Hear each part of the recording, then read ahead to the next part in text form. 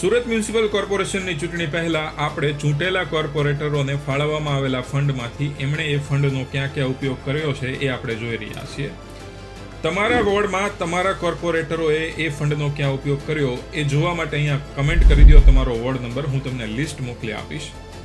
Ward number 22 એટલે કે ભટાર, વેસુ અને ડુમસ, આ વિસ્તારના કોર્પોરેટર હિમાંશુભાઈ પ્રવીણસિંહ રાહુલજી એઓ જ્યારે ચૂંટાઈ આવ્યા હતા ત્યારે તેમણે જણાવ્યું હતું કે તેમણે બીકોમ સુધીનો અભ્યાસ કર્યો છે, તેમના પર કોઈ ગુનાહિત કેસ નથી અને એમની પાસે આશરે 47 લાખથી વધુની સંપત્તિ. હવે જાન્યુઆરી 2021 થી ડિસેમ્બર 2025 સુધીમાં હિમાંશુભાઈએ સુરત મ્યુનિસિપલ કોર્પોરેશનમાંથી 38 કામ મંજૂર કરાવ્યા છે અને જેની રકમ 49 લાખથી વધુની છે. હવે આ જે 38 કામ મંજૂર કરાવ્યા છે એમાંથી 21 કામ રોડ સંબંધિત મંજૂર કરાવ્યા છે જેની રકમ 32 લાખથી વધુની છે.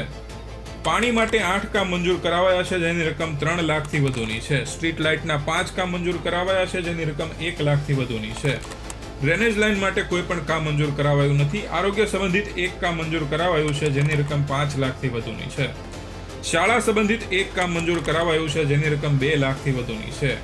અને બાકડા ફાળવવાના 2 કામ મંજૂર કરાવાયા છે જેની રકમ 4 લાખથી વધુની છે. હવે હિમાંશુભાઈ સહિત આ વિસ્તારના દરેક કોર્પોરેટરોએ સૌથી વધારે ખર્ચ અહીં આવેલા રોડ રસ્તા પાછળ કર્યો છે. આ વિસ્તારના લોકો કમેન્ટ કરીને જણાવજો કે તમને અહીં રોડ રસ્તાના કામ માટે કોઈ અસુવિધાઓ થઈ રહી છે કે કેમ. બાકી સુરતીઓ તૈયાર થઈ જાઓ, ચૂંટણી આવી રહી છે.